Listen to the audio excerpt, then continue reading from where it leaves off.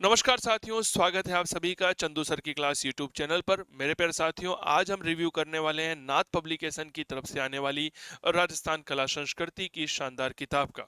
आखिर हमें यह किताब क्यों खरीदनी चाहिए? पवन भवरिया जी जो असिस्टेंट प्रोफेसर है हिस्ट्री के, और किशोर सिंह जी चौहान जो विशेषज्ञ हैं राजस्थान आर्ट एंड कल्चर की, उनके द्वारा यह किताब लिखी गई है और विद्यार्थियों में काफी लोकप्रिय है।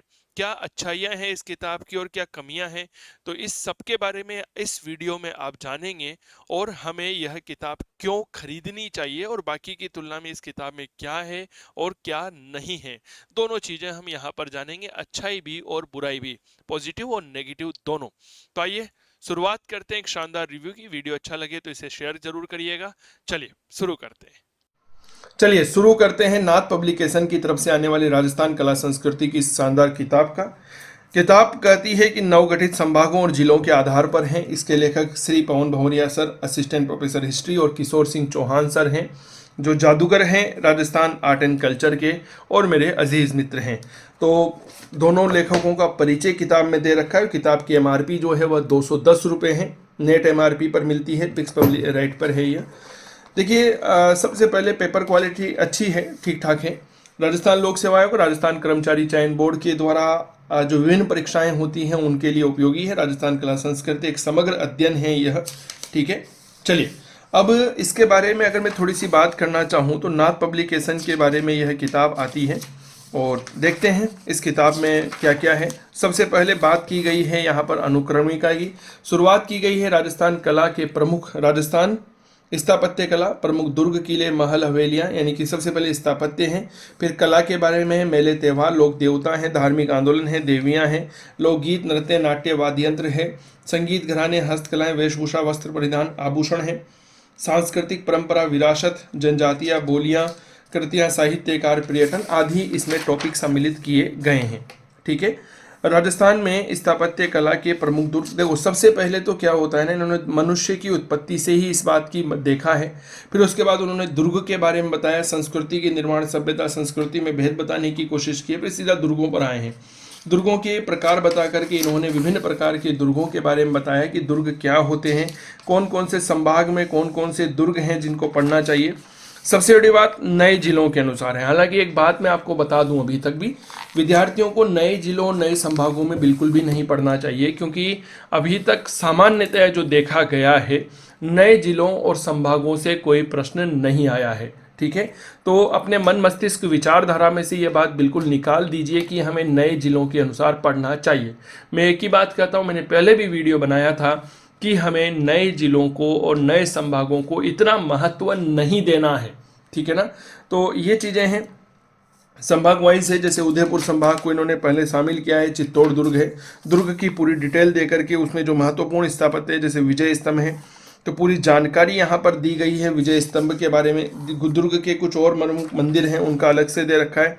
भैंसोड़गढ़ है, काफ़ी सारे शानदार तथ्य यहाँ पर हमें देखने को मिलते हैं, ठीक है। जैसे जैसलमेर का दुर्ग 2.5 शाखों के लिए प्रसिद्ध है, तो 2.5 शाखों के बारे में सारी जानकारी यहाँ पर हमें दी गई है। क्या ये बात क्लियर हो गई? तो एक बार इस किताब को आप देख सकते हैं, सारी अच्छी बातें हैं। भरतपुर संभाग के दुर्ग यहाँ पर दे रखे हैं, ठीक है। तो दुर्गों के अतिरिक्त अगर हम और भी कुछ बात करते हैं, अब देखो इन्होंने राजस्थान में जैसे जल स्थापत्य है, बावड़ियाँ, कुंड, तालाब दे रखी हैं, तो एक बहुत अच्छे से इन्होंने चीज़ों को समेटा है और काफ़ी ऑथेंटिसिटी का यहाँ पर ध्यान रखा है। काफ़ी लोकप्रिय किताब भी है यह। बावड़ियों का सर बूंदी है, तो इसकी क्या क्या बावड़ियाँ, ये सामान्यतः कहीं जगह नहीं मिलती है।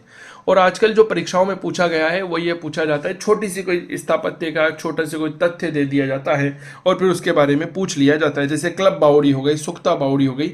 मैं सही बताऊं तो क्लब बावड़ी और सुक्ता बावड़ी दोनों बावड़ियों के बारे में मैंने पहले बार ही पढ़ा है। क्या ये बात क्लियर हो गई? इसके बाद अगर कुछ और चर्चा करते हैं तो छतरियों के नाम इन्होंने अलग से दे रखे हैं, खंभों की संख्या दे रखी है, ये कहीं बार इंपॉर्टेंट पूछ लिया जाता है। जैसे राज सिंह चंपावत है, ठीक है, इनकी छतरी कहाँ पर है? जोधपुर में है, 18 खंभों की छतरी है।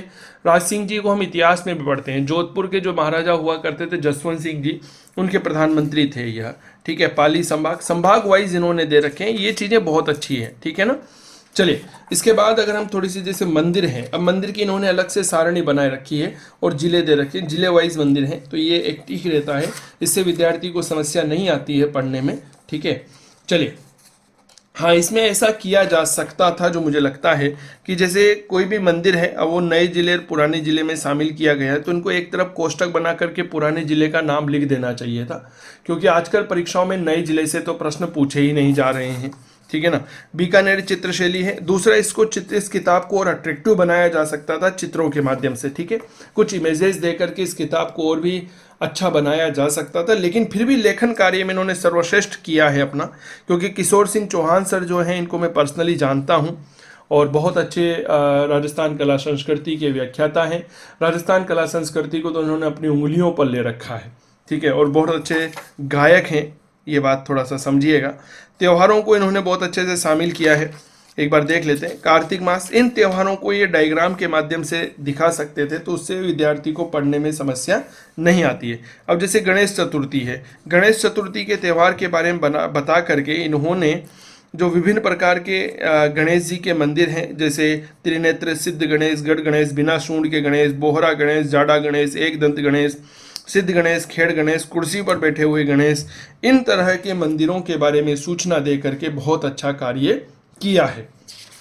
ऑनलाइन कोर्स के लिए आप चंदू सर की क्लास मोबाइल ऐप को डाउनलोड कर सकते हैं और टेलीग्राम पर जुड़ सकते हैं हमारे चंदू सर की क्लास, जहां पर मैं नित्य नए तथ्य आपके लिए लेकर के आता रहता हूं। परीक्षा उपयोगी जानकारी है।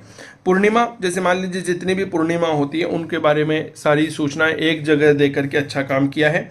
पीपल पूर्णिमा, बुद्ध पूर्णिमा, गुरु पूर्णिमा, नारियल पूर्णिमा, सत्य पूर्णिमा, शरद पूर्णिमा, त्रिपुर पूर्णिमा, ये बहुत अच्छा होता है। ठीक है ना।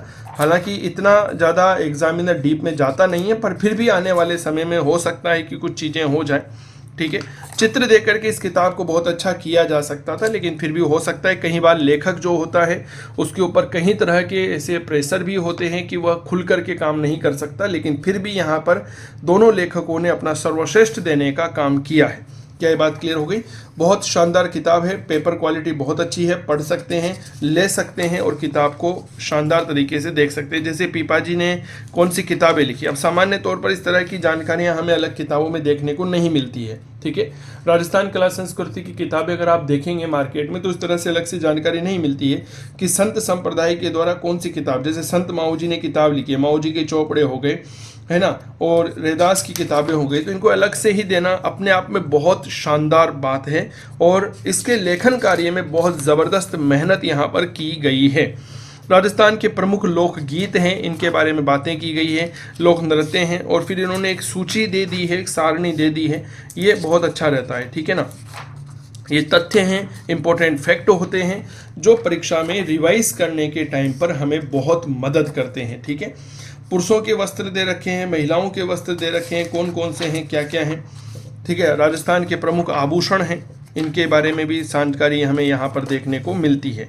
ठीक है, अब साहित्य की बात कर लेते हैं। राजस्थान में साहित्य को लेकर के इन्होंने बहुत शानदार किताबें और बहुत शानदार लेखकों के बारे में दे रखे हैं। मुझे लगता है कि इन्होंने शायद ही कोई ऐसा लेखक छोड़ा होगा राजस्थान के इतिहास का जिसको इन्होंने शामिल नहीं किया। जैसे गुलाब कोठारी जी के बारे में भी एग्जाम में आया था, मैं ही राधा मैं ही कृष्ण, 25वां मूर्ति देवी पुरस्कार इन्हें मिला था। तो इस तरह से तथ्य को देना अपने आप में एक शानदार कार्य है और काफ़ी कुछ इन्होंने अच्छा किया है। तो ये थी एक शानदार रिव्यू राजस्थान कला संस्कृति की किताब जो नाथ पब्लिकेशन की तरफ से आती है। आप इसे अपने नज़दीकी बुक स्टोर पर जाकर ले सकते हैं। ठीक है, तो ये एडिशन आपको कैसा लगा हमें ज़रूर बताइएगा। तब तक बने रहें आप चंदू सर की क्लास के हमारे यूट्यूब चैनल पर। नए हैं तो चैनल को सब्सक्राइब जरूर करिएगा, वीडियो अच्छा लगे तो इसे ज़रूर शेयर करिए और हमें बताइएगा कि आप आगामी समय में अब कौन सी किताब का रिव्यू चाहते हैं। और मैं एक बार फिर से बधाई देना चाहूँगा पवन भंवरिया सर और किशोर सिंह चौहान सर को एक शानदार राजस्थान की कला संस्कृति के ऊपर किताब लिखने के लिए। बहुत बहुत आभार आप सभी का, धन्यवाद, थैंक यू सो मच। मिलते हैं अगले वीडियो में, तब तक चैनल पर सब्सक्राइब होइए और इस वीडियो को अपने प्यारे साथियों के साथ शेयर करिएगा। धन्यवाद।